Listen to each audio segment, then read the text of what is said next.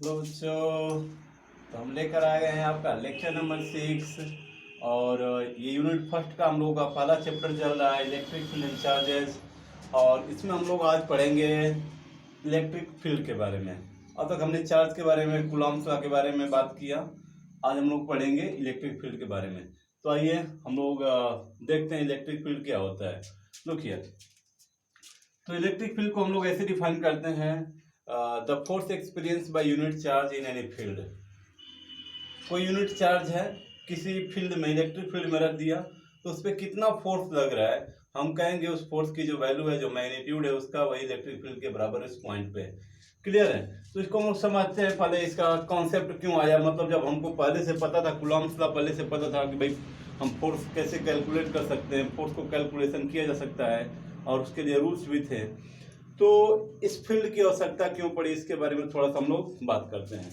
देखिए, जैसे कि अगर मान लीजिए ये फील्ड एराइज कैसे हुआ, लोगों के दिमाग में है कि मान लीजिए कि यहाँ पर एक चार्ज है, let we have a charge here something q, and यहाँ पर एक हम चार्ज रख दे रहे हैं क्यू नॉट, एक स्मॉल चार्ज रख दे रहे हैं, या फिर एक चार्ज रख दे रहे हैं।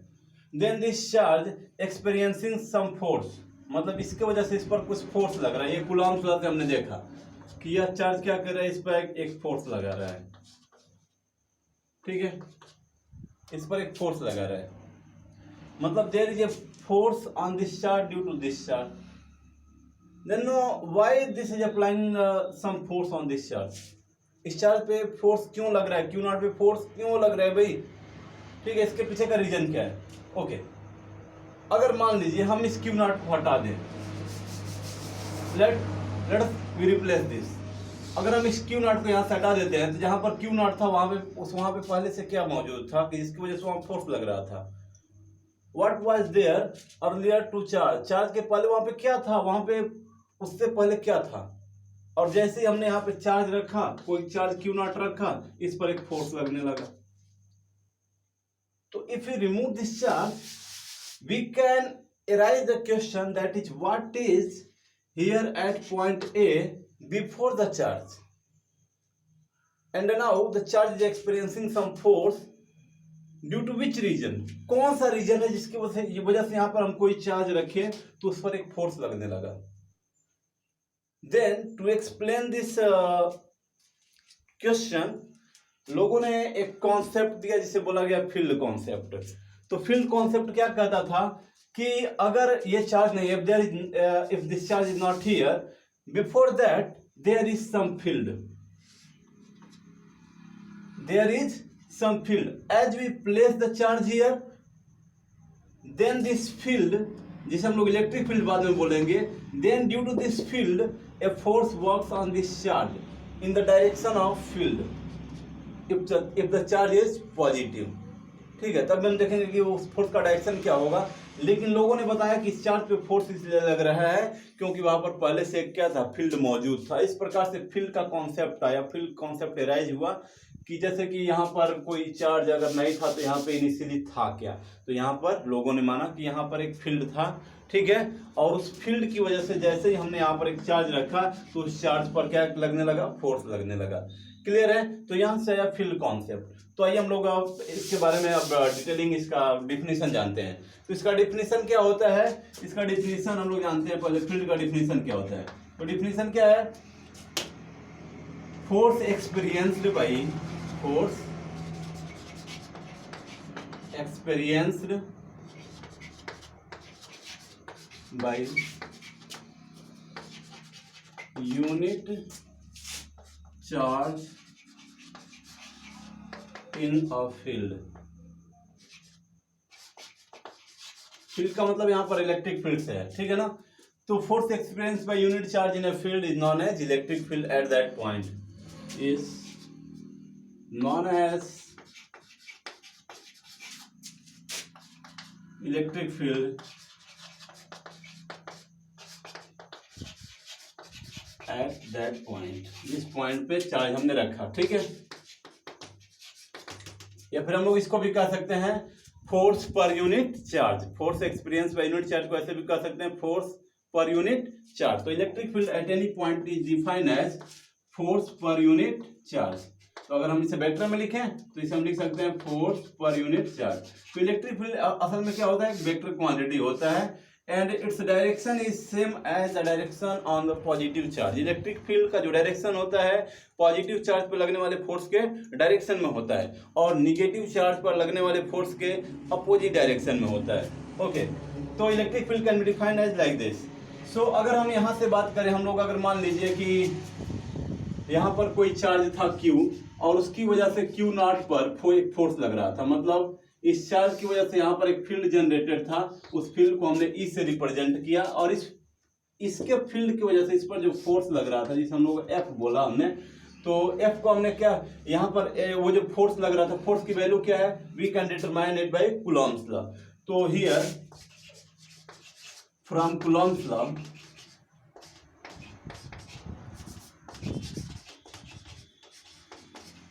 तो कूलॉम्स लॉ से क्या हो जाएगा, अगर कूलॉम्स लॉ से बात करें तो from Coulomb's law we can say that the force this is equal to K Q not by this distance का square the distance between O and A something. Okay, तो ये हो जाएगा R square.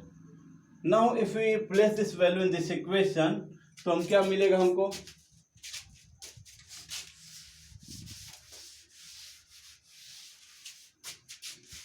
then we will get that is magnitude of E simply like this। इसी को हम लोग ऐसे लिख सकते हैं, E is equal to K where K is 9.0 × 10⁹ and this is Q naught by R square and this whole is divided by Q naught। Now Q naught cancel out from Q naught, so E is equal to KQ by R square। So electric field at point A is equal to this, which is at a distance R from the source charge। Now look here, this charge is known as source charge, इसको हम लोग बोलते हैं source charge और इसको हम लोग बोलते हैं टेस्ट चार्ज, जो कि इसके फील्ड का टेस्ट करता है। जैसे कि हम लोग कुछ सब्जी बना तो उसको टेस्ट करते हैं, तो हम लोग क्या है, हम लोग ने उसे बनाया नहीं है बट हम क्या कर रहे हैं, उसे टेस्ट कर रहे हैं, हम उसके टेस्टर हैं। तो इसको बोला गया टेस्ट चार्ज और इसको बोला गया Q नॉट को बोला गया टेस्ट चार्ज और इसको बोला गया क्या, सोर्स चार्ज।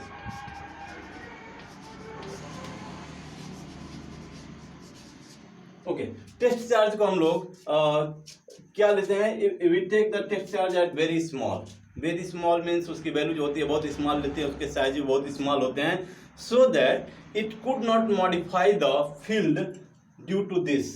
मतलब अगर हमने इस Q नॉट को इस प्लेस A पे रखा तो ऐसा नहीं कि यहाँ पर इसका जो फील्ड था Q की वजह से यहाँ पर जो फील्ड था उस फील्ड को ये आकर मॉडिफाई कर दे, क्योंकि इस चार्ज का भी कुछ फील्ड होगा, तो अगर वहाँ पे फील्ड से इंटरेक्ट करेगा तो मॉडिफाई हो जाएगा फील्ड, वहाँ का कुछ और हो जाएगा, जो कि हम लोग चाहते हैं जितना डिटरमाइन करना फोर्स उसको उतना नहीं पता कर पाएंगे।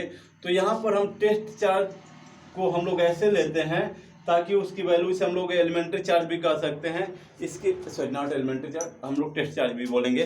तो यहाँ पर जो ये टेस्ट चार्ज ले रहे हैं, test charge very small and its value is also very small. ये टिनी है, बहुत स्मॉल है और इसकी वैल्यू भी बहुत स्मॉल है, so that it could not modify the field due to this source charge. इस सोर्स चार्ज की वजह से यहाँ पर जो फील्ड है इसको मॉडिफाई ना कर सके।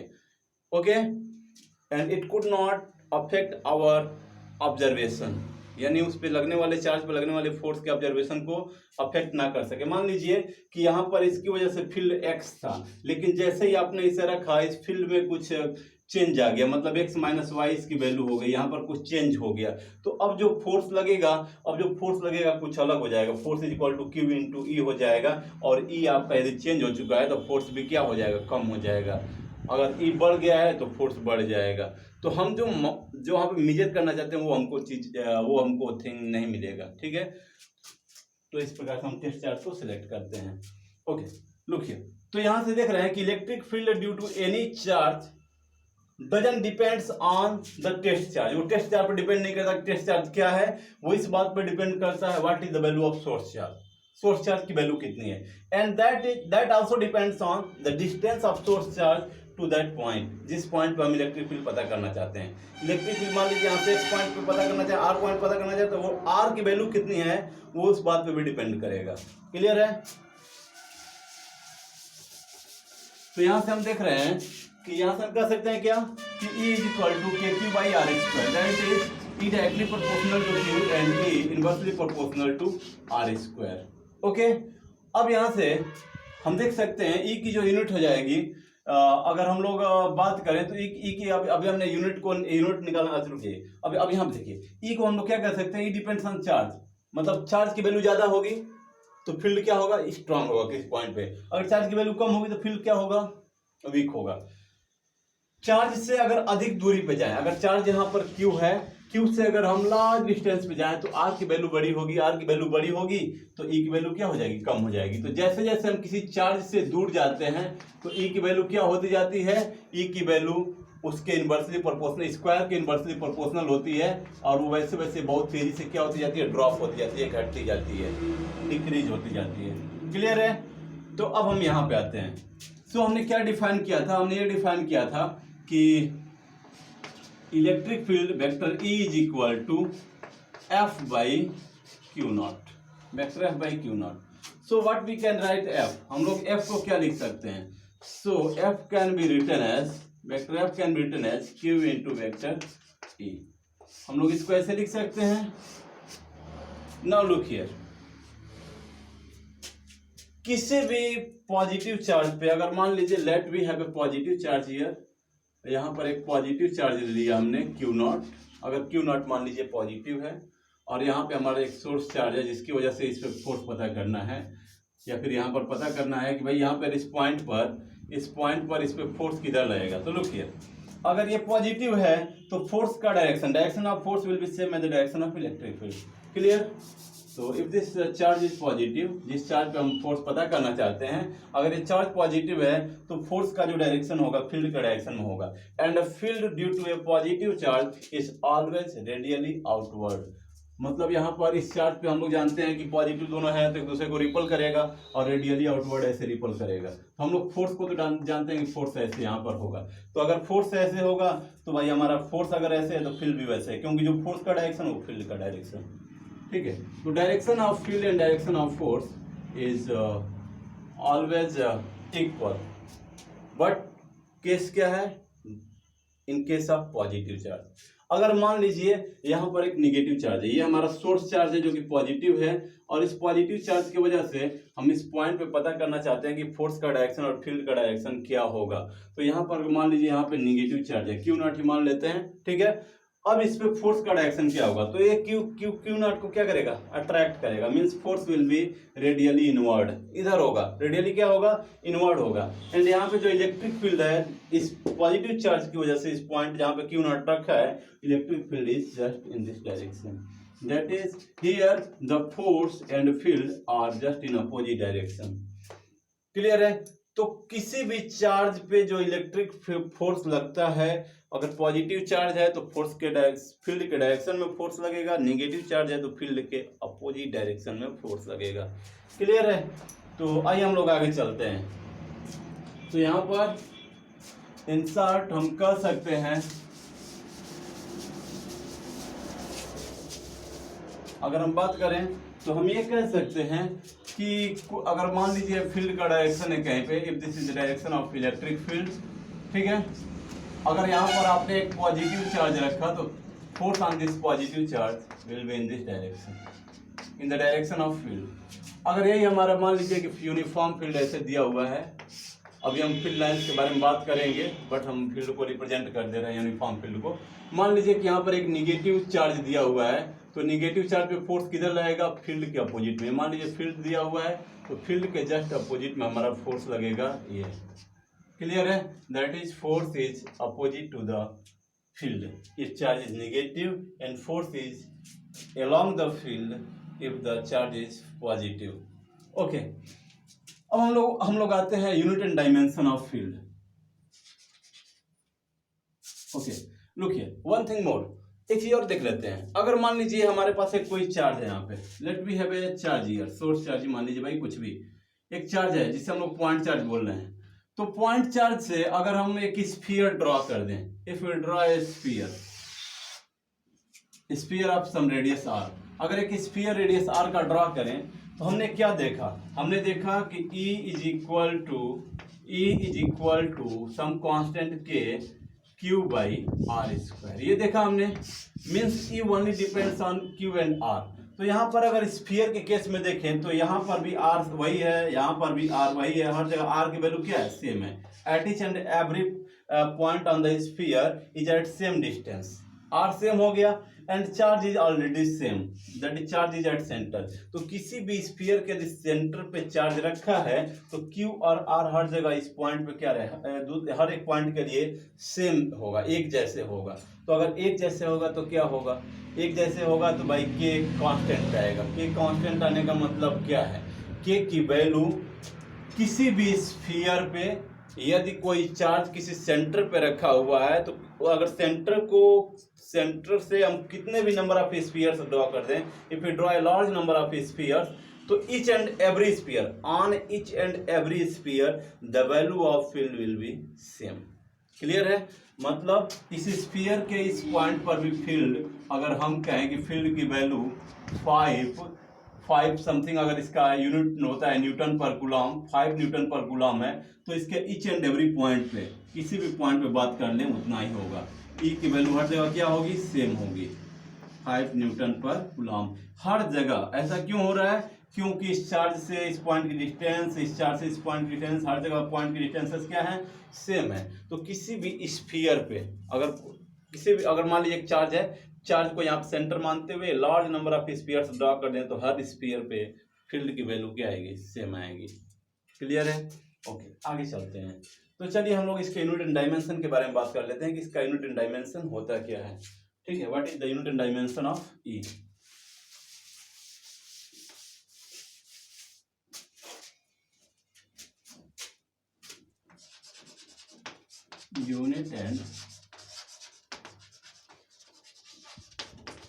Unit and dimension of electric field. Electric field को हम लोग किससे रिप्रेजेंट करते हैं, इलेक्ट्रिक फील्ड को हम लोग वेक्टर ई से रिप्रेजेंट करते हैं। ठीक है, चलिए तो इसके यूनिट एंड डायमेंशन पता कर लेते हैं। हमने देखा vector E is equal to vector F by Q naught, that is force per unit charge. Okay, so what will be its unit. अगर चलिए हम लोग इसके वेक्टर फॉर्म को हटाते हैं और इसके मैग्नीट्यूड के बारे में केवल बात कर लेते हैं। तो मैग्नीट्यूड के बारे में केवल बात करेंगे तो ये फार्मूला बहुत सिंपल अच्छे रूप में कुछ ऐसे लिख देंगे, E equal to F by Q naught. तो इसका यूनिट क्या हो जाएगा, इसका यूनिट अगर बात करें तो ई जो होगा इसका यूनिट होगा फोर्स का यूनिट न्यूटन और चार्ज का यूनिट कूलम। तो न्यूटन पर coulomb, it's SI unit is newton पर कूलम। ठीक है, तो SI unit of E is electric field is newton पर कूलम। ओके, अब इसका डायमेंशन क्या हो जाएगा, डायमेंशन। तो डायमेंशन के बारे में बात कर लें तो dimension of E this is equal to dimension of, देखिए dimension of E equal dimension of F by dimension of Q, dimension of F, dimension of force by dimension of charge. ठीक है, डायमेंशन ऑफ चार्ज। तो अगर हम यहाँ पर बात करें फोर्स का डायमेंशन क्या होता है, तो फोर्स का आप लोगों ने फार्मूला देखा होगा, फोर्स न्यूटन लॉ से देखा होगा, F equal to m into A. ठीक है, तो फोर्स का यदि डायमेंशन देखें तो मास का डायमेंशन लेते हैं m, और जो a होता है, a का अगर हम लोग देखें तो a इज इक्वल टू होता है delta v by delta t। तो v का जो होता है मीटर पर सेकेंड, तो उसकी वेलोसिटी का चेंज का भी मीटर पर सेकेंड आ जाएगा बाई सेकेंड, तो हो जाएगा मीटर पर सेकेंड यानी मीटर पर सेकेंड स्क्वायर इसकी यूनिट हो जाती है। तो इसका जो डायमेंशन अगर हो जाएगा, डायमेंशन ए का देखें तो ए का जो डायमेंशन हो जाएगा तो मीटर लेंथ है एक प्रकार का, तो इसको हम थोड़ा हटाते हैं यहाँ पे, तो मीटर का हो जाएगा l और सेकेंड का हो जाएगा t पर पावर -2, lt पर पावर -2 ए का डायमेंशन हो जाता है। लुक हियर, तो ए का डायमेंशन हो गया lt टू द पावर -2 और यहाँ पे m है, तो ये हो जाएगा हमारा mlt पर पावर -2, ये हो गया फोर्स का डायमेंशन mlt पर power -2। Okay, and now what is the dimension of charge. Dimension of charge देखिए Q इज इक्वल टू, हम लोग अगर फार्मूला जानते हैं करंट का, तो current I is equal to Q by T होता है, तो Q इज इक्वल टू हो जाएगा I into T, Q is equal to I into T. तो I की वैल्यू जो होती है एम्पियर होती है, I का जो यूनिट होता है एम्पियर होता है, उसका जो डायमेंशन लिखते हैं कैपिटल A लिखते हैं, एम्पियर, ठीक है। और टाइम का जो डायमेंशन होता है, वो टाइम का यूनिट होता है सेकेंड, उसका जो डायमेंशन होता है कैपिटल T होता है, तो ये हो जाएगा 80। तो अगर अब हम इसकी वैल्यू यहाँ पर रख देंगे, तो E का जो डायमेंशन हो जाएगा mLT पर power minus 2 divided by 80। Okay, अब हम इसको क्या करेंगे, थोड़ा सा मॉडिफाई कर देंगे, सिंप्लीफाई कर देंगे, तो ये हो जाएगा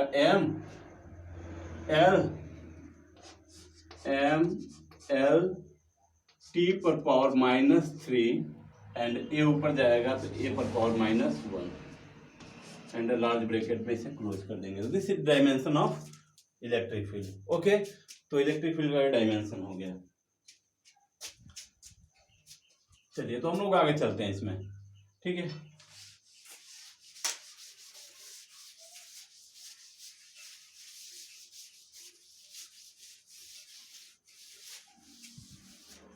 ओके, लुक हियर। अब इसके आगे एक टॉपिक है, स्मॉल टॉपिक, वो कहता है what is the physical significance of electric field. Electric field का फिजिकल सिग्निफिकेंस क्या है, फिजिकल मीनिंग क्या है। तो अच्छा, उससे पहले हम लोग थोड़ा जान लेते हैं इलेक्ट्रिक फील्ड। यहाँ पर नोट बना लेते हैं, electric field due to first positive charge. अगर पॉजिटिव चार्ज पे ऐसे फील्ड बात करें तो क्या होता है, इज रेडियली आउटवर्ड,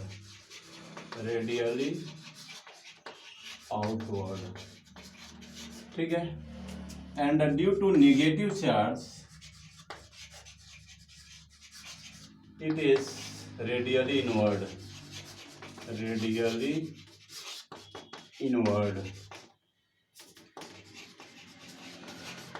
ठीक है। जैसे कि अगर मान लीजिए कि यहाँ पर पॉजिटिव चार्ज है तो फील्ड हमेशा इससे रेडियली आउटवर्ड होता है, इलेक्ट्रिक फील्ड, ठीक है। इलेक्ट्रिक फील्ड हमेशा रेडियली क्या होगा, आउटवर्ड होगा, मतलब इससे हमेशा सीधे बाहर जाएगा। और यदि यही हमारा नेगेटिव चार्ज, जैसे यहाँ पे फील्ड की बात करें तो अभी हम फील्ड का बताएंगे, फील्ड को रिप्रेजेंट कैसे करते हैं। तो फील्ड हमेशा इससे हर जगह रेडियली आउटवर्ड होगा, ऐसे बाहर की तरफ, ठीक है।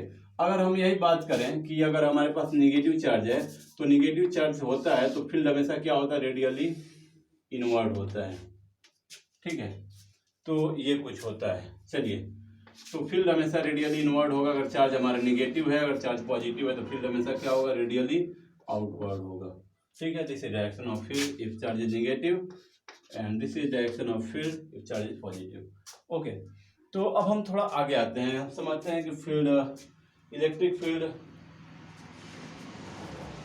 ओके, तो हम लोग बात कर लेते हैं electric field due to system of charges. थोड़ा सिस्टम ऑफ चार्जेस इसका फिजिकल सिग्निफिकेंस पढ़ते हैं।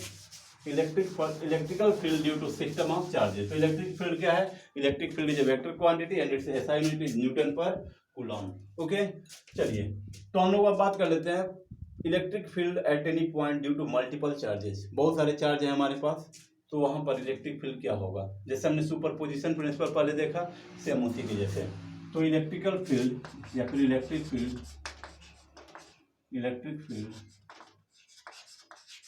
Due to a system of charges, due to a system of charges, ठीक है। हमारे पास सिस्टम ऑफ चार्जेस यानी मल्टीपल चार्जेस हैं। तो अगर मल्टीपल चार्ज हमारे पास है तो मान लेते हैं कि हमारे पास चार्ज एक Q1 है जिसका रेडियस वेक्टर क्या है, R1 है। तो अगर हम ऐसे लिखें Q1 रेडियस वेक्टर R1 तो आपको कोई तकलीफ नहीं होनी चाहिए। मतलब इसका मतलब ये है कि ये Q1 चार्ज है और इसका ओरिजिन के रेस्पेक्ट में जो रेडियस वेक्टर है R1 है, ठीक है ना। तो चलिए हम लोग ऐसे ही लिख देते हैं, नहीं तो कुछ लोग कहेंगे भाई ये क्या आप कंफ्यूज कर रहे हैं इससे, ठीक है। तो ये Q1 का रेडियस वेक्टर R1 है। यहाँ पे हमारे पास एक चार्ज है Q2 जिसका रेडियस वेक्टर है R2, ठीक है। और यहाँ पर हमारे पास एक चार्ज है Q3, सपोज यहाँ पर कोई चार्ज है Q3 और इसका रेडियस वेक्टर है R3, ठीक है। Now let we have we want to determine the field at this point O. हमको अच्छा ये वो है फील्ड पॉइंट पी पर पता करना चाहते हैं, तो पॉइंट पी पर फील्ड पता करना चाहते हैं तो पॉजिटिव चार्ज है, पॉजिटिव चार्ज से इसको मिला देंगे, इसको मिला देंगे तो फील्ड क्या होगा, रेडियली आउटवर्ड इधर होगा। तो this is the field due to first charge, यानी इसको हम लोग E1 लिख सकते हैं, we can write it as E1। ठीक है, अब इसकी वजह से फील्ड क्या होगा, ये हमारा Q3 चार्ज है, इसकी वजह से भी रेडियली आउटवर्ड होगा, तो ऐसे इसको मिला देंगे। ठीक है, तो इसकी वजह से यहाँ पे जो फील्ड होगा रेडियली आउटवर्ड होगा, and this is E3 field due to third charge, and this is field due to first charge. Now field due to this charge Q2 की वजह से यहाँ पे कितना हो जाएगा, इसको फिर से ऐसे मिला देंगे रेडियली, मतलब एक लाइन से मिला देंगे, और फिर से क्या करेंगे इसको ऐसे, तो ये क्या हमारा क्या हो जाएगा, ये पॉजिटिव चार्ज अगर नेगेटिव चार्ज होता तो ये फील्ड इधर हो जाता, उल्टा हो जाता। ठीक है, तो ये हो जाएगा हमारा फील्ड ड्यू टू Q2, तो ये हो जाएगा E2 vector E2। Now there are 3 vectors, और हमको एक पॉइंट पे यदि 3 वेक्टर्स का नेट पता करना है तो क्या करते हैं, उनका वेक्टर सम कर देते हैं, easily make their vector sum. ठीक है, तो वेक्टर सम करने का तरीका क्या है, पहले 2 वेक्टर्स के लेंगे और पैरेललोग्राम मेथड लगा देंगे, फिर से 2 वेक्टर से एक वेक्टर बनेगा, फिर से उस एक वेक्टर को लेंगे और जो तीसरा वेक्टर रिमेनिंग वेक्टर है उसके साथ पैरेललोग्राम मेथड लगा देंगे, तो इस प्रकार से हमारा टोटल नेट निकल जाएगा। ठीक है, तो यहाँ पर अगर नेट निकालना है तो पहले हम क्या करेंगे, इस हम टॉपिक को, अच्छा चलिए, तो यहाँ पर हमारे पास ऐसे वेक्टर्स हैं, थोड़ा तो हम इस पॉइंट को जूम कर लेते हैं। मान लीजिए ये पॉइंट हमारा P है, एक वेक्टर हमारा इधर है E1 है, और दूसरा वेक्टर हमारा क्या है इधर E2 है।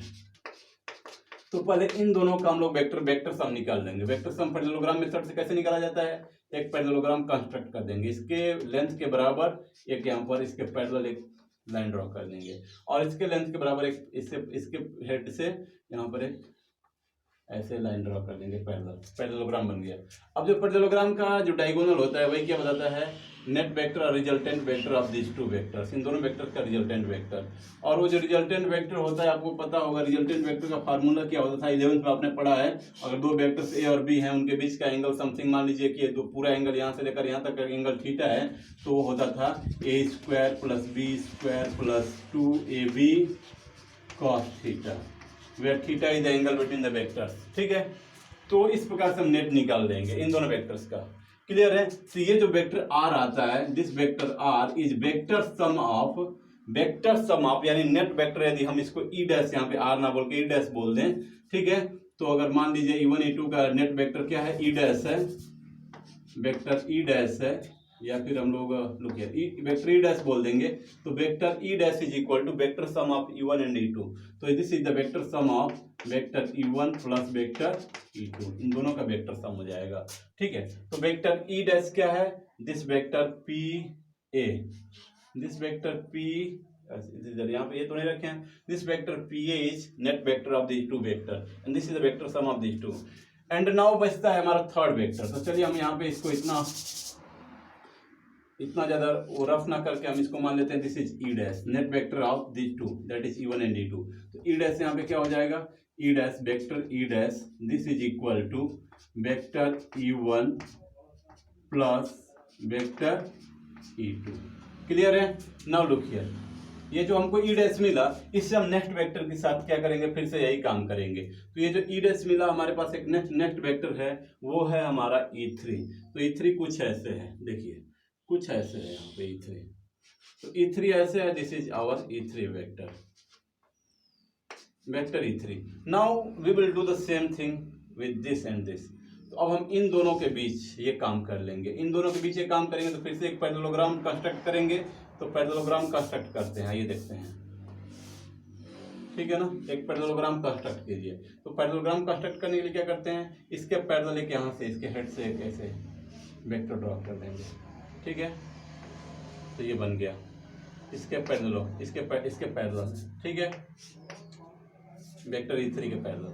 अब क्या करेंगे, इसके पैरेलल इसके बराबर एक यहाँ से ड्रॉ कर देंगे इसके हेड से, तो ये हमारा पैरेललोग्राम सेट हो गया। ठीक है, नाउ इसका जो डायगोनल होगा, its diagonal will represent the net vector of these 2। तो इन दोनों का नेट वेक्टर यहाँ से निकल गया, ठीक है, and this is the net vector E। हम लोग इसको नेट वेक्टर क्या बोल देंगे, E बोल देंगे।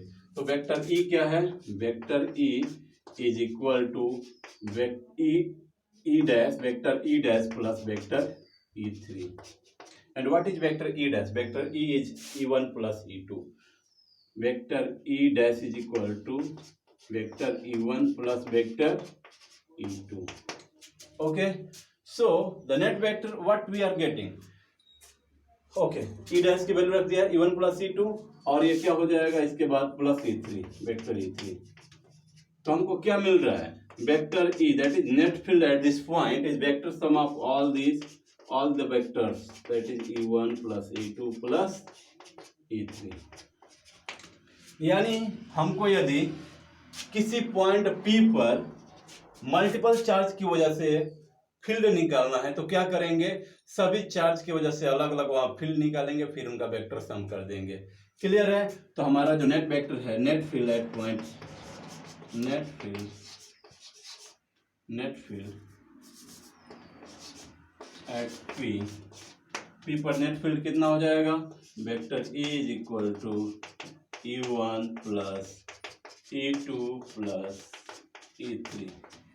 ठीक है, अब हम लोग क्या जानते हैं, यहाँ से यहाँ का वेक्टर कैसे रिप्रेजेंट किया जाता है? चलिए यहाँ पर देखिए एनसीईआरटी ने एक अलग तरीका यूज किया। हमने बोला था कि यहाँ से यहाँ जाने वाले वेक्टर को हम लोग इसको 1p लिख सकते हैं, 1 से p तक जा रहे हैं तो इसको 1p भी लिख सकते हैं। बट एनसीईआरटी ने जो इससे पहले डेरिवेशन किया उसमें ऐसे नहीं यूज किया। उसने बोला this minus this, that is इसको नाम देता था, इस वेक्टर को नाम देता था E, मतलब इसको अगर हम पोजीशन वेक्टर मतलब डिस्प्लेसमेंट वेक्टर माने तो ये हो जाएगा RP1 ऐसे देता था। जैसे यहाँ पे अगर सेकंड पॉइंट R21 बोलता था, अगर सेकंड पॉइंट है फर्स्ट पॉइंट है इसको बोलता था R21 और R21 को बोलता था दिस वेक्टर, सॉरी ओरिजिन से इसको मिला देंगे RP, ये क्या हो जाएगा? Vector RP, vector RP minus R1। तो यहाँ पे अगर हम वेक्टर RP1 बोलते हैं तो वेक्टर RP1 हो जाएगा RP माइनस R1, जैसे पहले हमने डिफाइन किया था। बट एनसीईआरटी बुक में आप जाएंगे और देखेंगे ना तो इस बार वो सिंबल को थोड़ा सा और मॉडिफाई कर दिया है।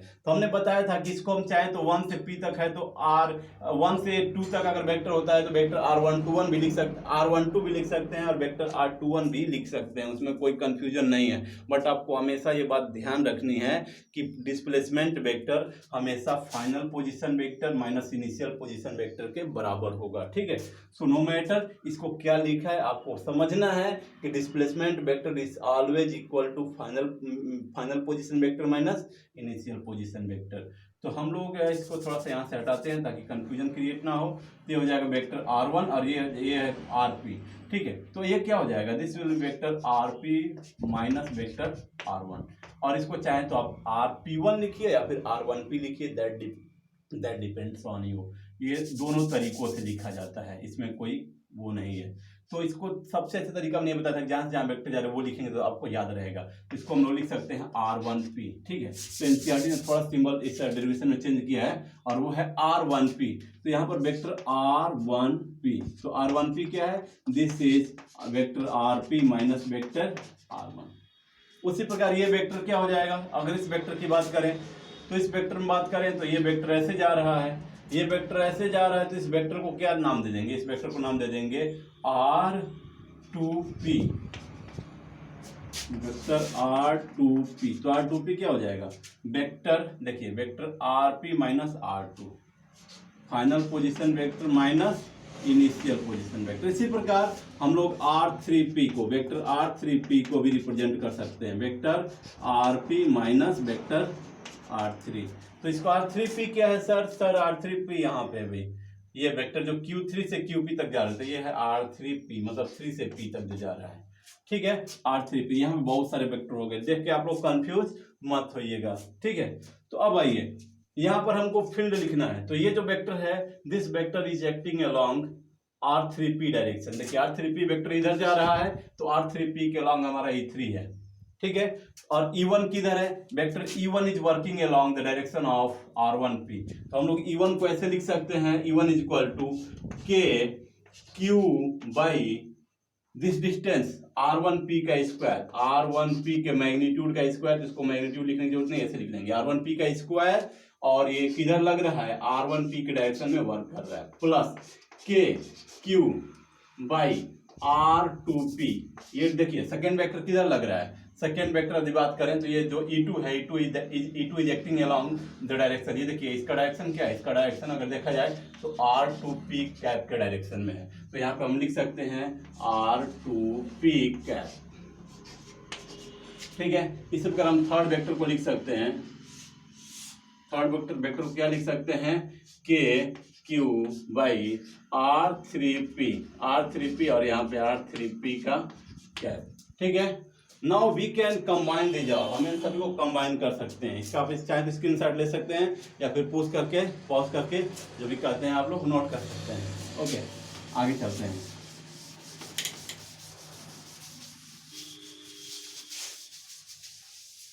ठीक है, तो अगर यहाँ से हम लोग देखें तो यहाँ से हमने देखा कि हम इसको यदि मतलब समेशन सिंबल में करें तो net vector at any point due to multiple charges this can be written as K सब में कॉमन आ रहा था और क्यू भी सब में कॉमन आ रहा था, ठीक है।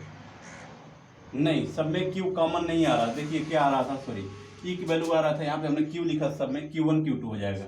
Q1 बाई R1P का square and R1P cap plus KQ2 by R2P का स्क्वायर एंड R2P का कैप एंड ये हो जाएगा थर्ड वाला जो था E3 KQ3 बाई R3P का कैप, ओके सॉरी R3P का स्क्वायर एंड R3P का कैप। अब हम इसी को क्या करना चाहते हैं, we just want to write this in a short form. तो शॉर्ट फॉर्म में समेशन सिंबल लगा के लिख लेंगे। तो समेशन सिंबल में देख रहे हैं 1 2 3 वैसे रन कर रहा है एंड सो ऑन। अगर हमारे पास n चार्जेज हों तो इसको ऐसे लिखा जा सकता है के और मान लीजिए यहाँ पे Q1 है, Q2 है, Q3 है, तो इसको समेशन लगाएंगे। के को चाहे तो बाहर कर सकते हैं, तो K summation over I that is index runs from 1 to n if we have n number of charges, तो ये हो जाएगा QI डिवाइडेड बाई RIP, ठीक है। ये रेस्ट इन पीस नहीं है, ठीक है ना। RIP का मतलब R index I and P, और ये हो जाएगा इसका स्क्वायर और ये हो जाएगा R1P का कैप, सॉरी RIP का cap, where I runs from, यहाँ पे हम क्या करें, I क्या वैल्यू ले सकता है, I ले सकता है value 1 2 3 4 and so on up to n, I की वैल्यू ले जाएंगी। तो this is the vector sum और net field at any point due to multiple charges. बहुत सारे अगर चार्ज हो हमारे पास तो उनके सभी की वजह से क्या हो जाएगा, किसी पॉइंट पर फील्ड हो जाएगा, ठीक है। अब हम कॉन्टिन्यूस चार्ज के बारे में, जब हम लोग गॉस लॉ की तरफ चलेंगे तो वहाँ पे कॉन्टिन्यूस चार्ज के बारे में बात करेंगे और वहाँ पे देखेंगे फील्ड जो होता है कॉन्टिन्यूस चार्ज की वजह से कैसा होता है और वहाँ पर हम उसके बारे में बात करेंगे, ठीक है। तो चलिए आगे चलते हैं। तो इस प्रकार से हम लोग किसी पॉइंट पे नेट फील्ड निकाल सकते हैं। नेट फील्ड किसी पॉइंट पे निकालना हो, कई चार्ज की वजह से कैसे निकालेंगे, सभी चार्ज की वजह से हम फील्ड निकालेंगे, उनका वेक्टर सम कर देंगे। ऑर्डिनरी सम नहीं, we will do the vector sum. Okay, let's move forward and do some question. और इसके पहले फिजिकल सिग्निफिकेंस जान लेते हैं। देखिए फिजिकल सिग्निफिकेंस इलेक्ट्रिक फील्ड का क्या है। इलेक्ट्रिक फील्ड जो है ना, किसी भी पॉइंट चार्ज पे, किसी भी यूनिट चार्ज पे किसी पॉइंट पर लगने वाले फोर्स के बारे में बताता है। जैसे कोई पॉइंट है, इस पॉइंट पर कोई यूनिट चार्ज है, उस पर कितना फोर्स लग रहा है उसके बारे में हमारा इलेक्ट्रिक फील्ड बताता है। And this is the physical significance of electric field, ठीक है। अब हम लोग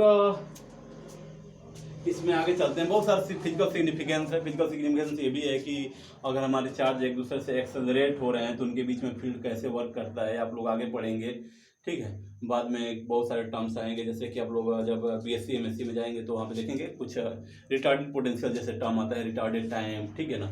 जैसे कि मान लीजिए कि ये कोई चार्ज है, देखिए ये कोई चार्ज है जो समय के साथ मोशन कर रहा है, मतलब एक्सेलरेट हो रहा है Q1, और यहाँ पर कोई Q2 चार्ज है। Q1 और Q2 के बीच में फोर्स पता करना है, तो मान लीजिए ये किसी स्पीड से जा रहा है, इधर किसी स्पीड से जा रहा है, और ये भी हो सकता है ये रेस्ट में हो या फिर किसी स्पीड से जा रहा हो। तो मान लीजिए कि यहाँ से इस चार्ज के बीच में, यहाँ से यहाँ तक जो इनके बीच में फोर्स लगेगा, यानी यहाँ से यहाँ तक जब तक सिग्नल जाएगा, जो फोर्स लगता है चार्ज के बीच में, ऐसा माना जाता है कि वो फोटॉन्स की वजह से लगता है। जो इलेक्ट्रोमैग्नेटिक फोर्स लगता है या फिर इलेक्ट्रोस्टैटिक फोर्स लगता है, वो एक जगह से फोटॉन जब दूसरे चार्ज पे जाता है तब जाके ऐसा फोर्स लगता है, ठीक है। तो फोटॉन स्पीड ऑफ लाइट से चलता है।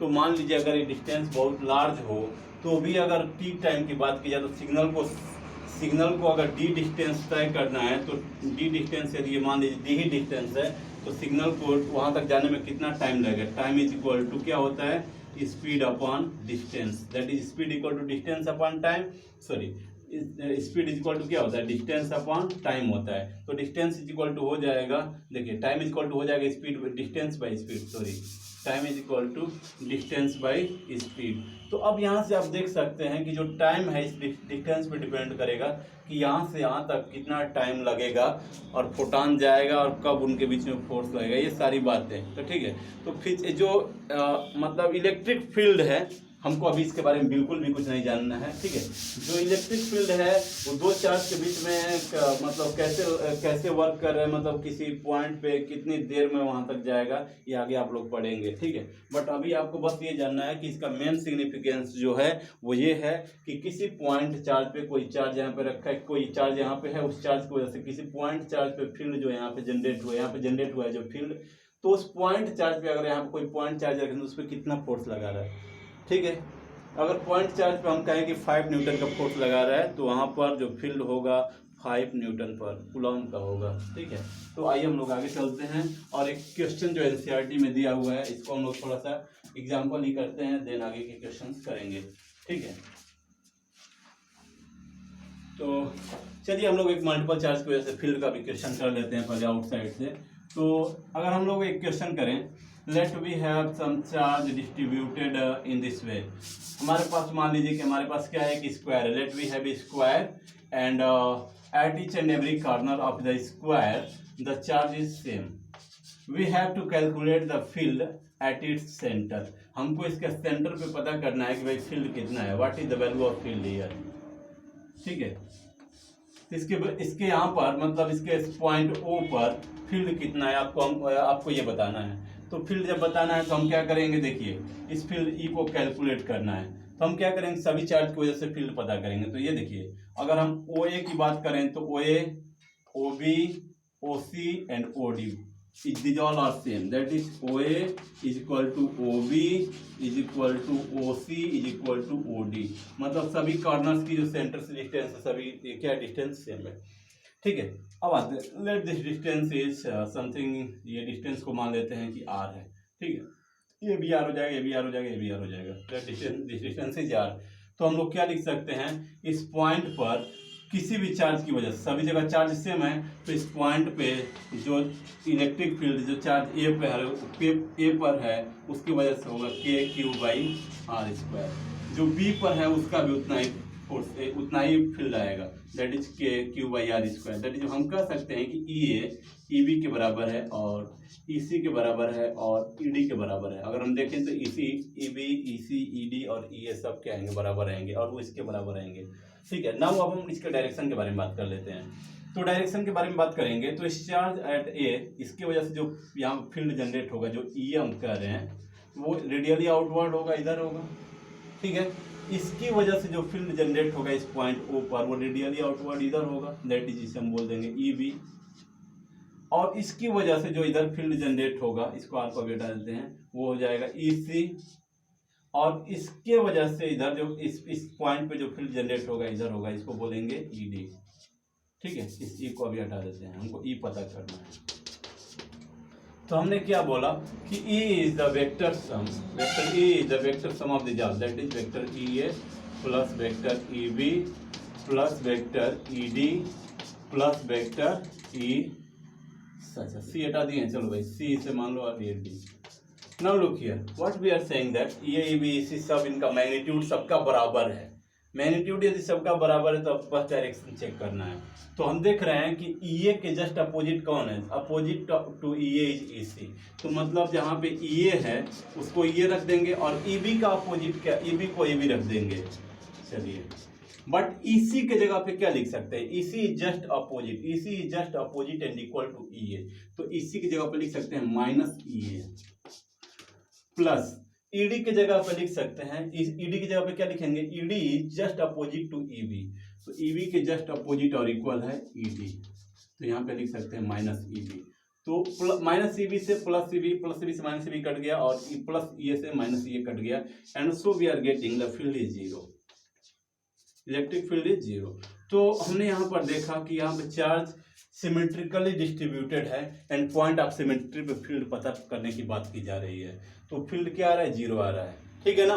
फील्ड जीरो आ रहा है तो हमने क्या देखा, फील्ड जीरो आ रहा है तो हमने इससे पहले कूलॉम्स लॉ में यही बात देखा था। तो कूलॉम्स लॉ में हमने देखा था फोर्स यहाँ पर जीरो आ रहा था, ऐसे क्वेश्चन में फोर्स जीरो आ रहा है। और फोर्स फील्ड के साथ क्या रिलेशन है, force equal to charge into some charge लेते हैं q not into E.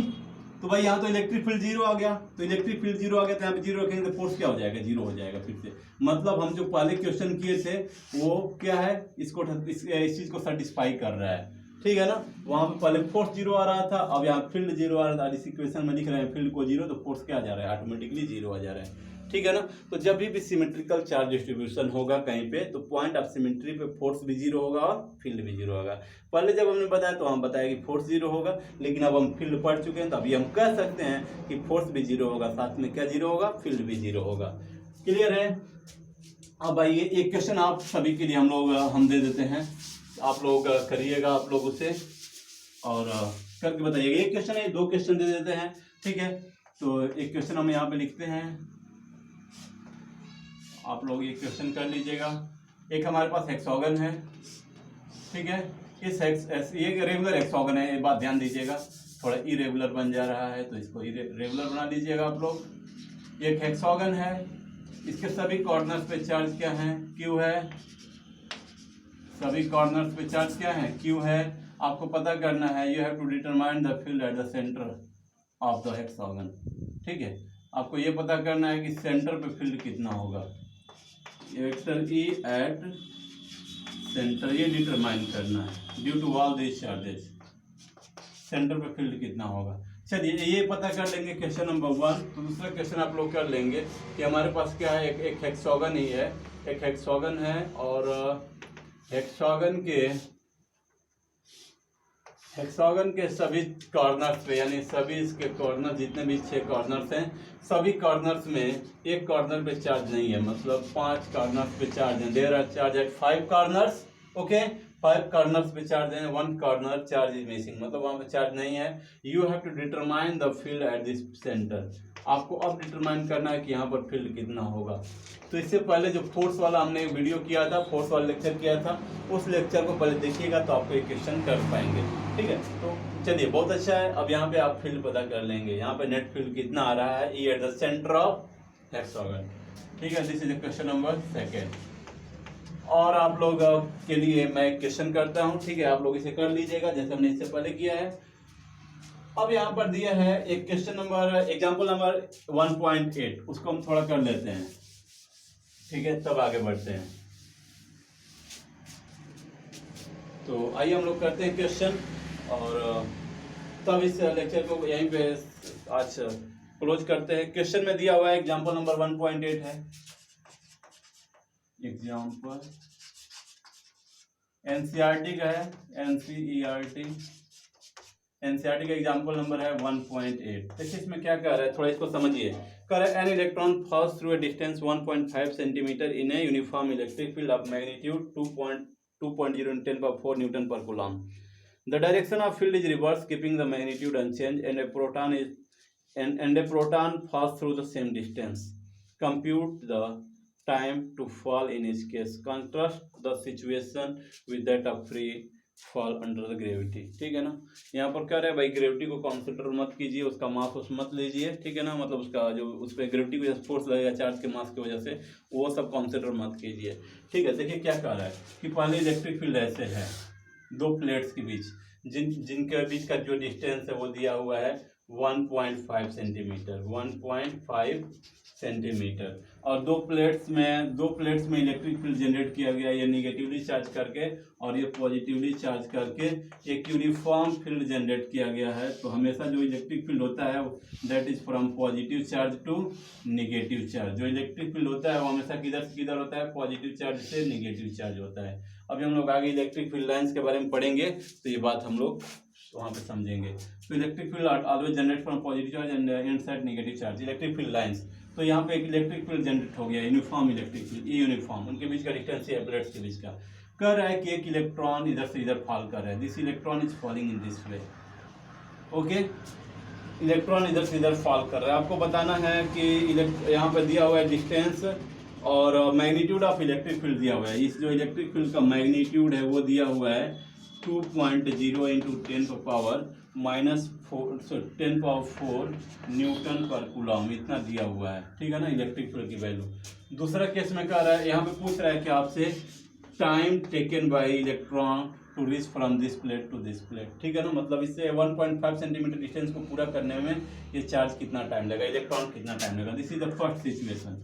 Second situation में ये बोल रहा है कि what happens if reverse this condition, मतलब हम क्या करें, प्लेट्स की पोलैरिटी को चेंज कर दें। प्लेट्स की पोलैरिटी को चेंज कर दें, मतलब इसको पॉजिटिवली चार्ज कर दें और इसको निगेटिवली चार्ज कर दें, तो अब फील्ड क्या हो जाएगा, रिवर्स हो जाएगा। फील्ड कर रहा है, फील्ड को रिवर्स कर दिया गया, ऐसे फील्ड को रिवर्स कर दिया गया। तो फील्ड को आप जैसे ही रिवर्स किए, और अब क्या कर रहे हैं आप, नेक्स्ट थिंग आप ये कर रहे हैं कि अब आप इलेक्ट्रॉन की जगह पे प्रोटॉन को गिरा रहे हैं। You are make the fall to proton. Proton पे क्या होता है, पॉजिटिव चार्ज होता है।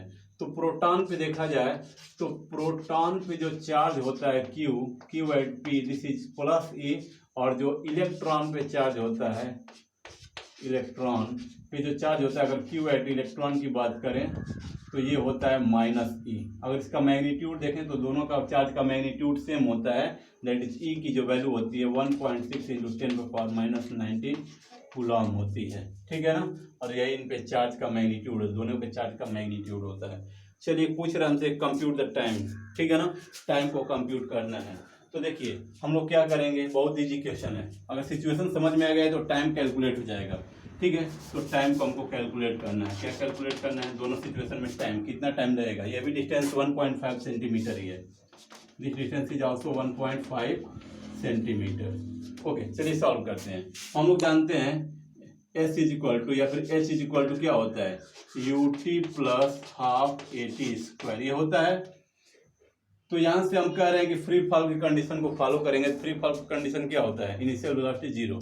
फ्री फॉल का मतलब क्या है, इस ऑब्जेक्ट को हम फ्रीली फॉल करें, इसका मतलब क्या है, इसकी इनिशियल वेलोसिटी 0 है। We are not giving any velocity to this object. Okay, तो हम लोग ये बात मान के चलेंगे कि यहाँ फ्री फॉल जो हो रहा है वहाँ दिया हुआ भी एक क्वेश्चन में, हम क्या करेंगे, यू को 0 कर देंगे। जब यू को 0 करेंगे तो ये फर्स्ट टर्म 0 हो जाएगा, तो हमारा एच जो हो जाएगा, एच इज इक्वल टू हो जाएगा 0 प्लस हाफ AT स्क्वायर।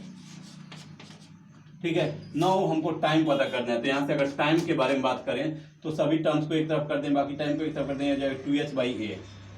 तो और टी की जो टी की वैल्यू आ जाएगी, टी का स्क्वायर है इधर अंडर रूट में आ जाएगा 2h/a।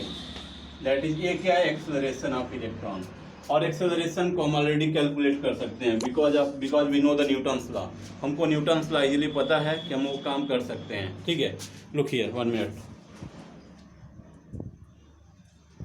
तो न्यूटन्स लॉ से काम कर सकते हैं। देखिए कैसे, न्यूटन्स लॉ से हम लोग जानते हैं F is equal to mass of electron into ये एक्सेलरेशन ऑफ इलेक्ट्रॉन।